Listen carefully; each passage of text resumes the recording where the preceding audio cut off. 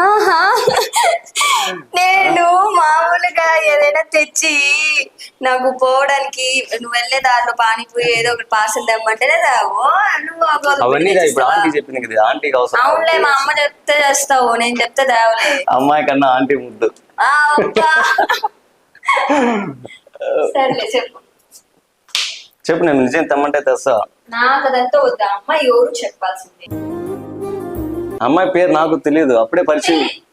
నిజంగా అప్పుడే పరిచయం అయింది. ఫ్రెండ్స్ గురించి, నీ ఫ్రెండ్స్ సర్కిల్ అంతా నాకు తెలుసు. నీ ఫ్రెండ్స్ ఎంత మంది వస్తారు ఇంటికి అన్ని తెలుసు నాకు ఎవరు లేరు ఫ్రెండ్స్, ఇంటికాడికి ఎవరు రారు. నా ఫ్రెండ్స్ ఎవరు లేరు, ఇంటికాడికి ఎవరు రారు.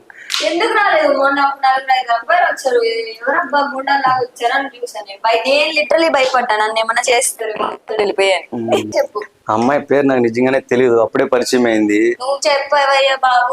ర్యాపిడో బుక్ చేసుకుంటే లేట్ అయింది, నాకు అర్జెంట్ అంటే సరే ఇక అమ్మాయి డ్రాప్ చేస్తానని చెప్పి ఇక్కడే డ్రాప్ చేయను. నేను ఇంటెలిజెంట్ ని మామిడికాయలు మంటికాడే డ్రాప్ చేయను. కలలు కనమన్నాడు. కథల వల్ల మనలేదా? కథలు నేనేం వల్ల కానీ మామిడికాయలు మంటికాడే డ్రాప్ చేయను. ఈసారి అమ్మాయి కనపడిందంటే బానే ఉంది. ఏం మాట్లాడుకోవాలా? అంతా నీకు దేనికి కనపడితే నీదే తొలపం. చెప్తాను, చెప్పు.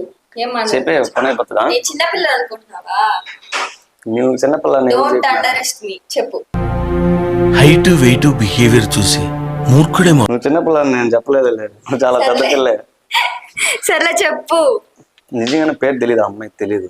పేరు అడగకుండా పైకి లెక్కించేసుకున్నావు ఒక అమ్మాయిని. తెలియని అమ్మాయి నా క్రష్ కాదు, నా లవర్ కాదు, అమ్మాయి ఎవరు కూడా తెలియదు నాకు. నా సెలబ్రిటీస్ లో క్రష్ అంటే శ్రీలీల అలా ఉండే అమ్మాయి. సర్లే అమ్మాయిల టాపిక్ వదిలే.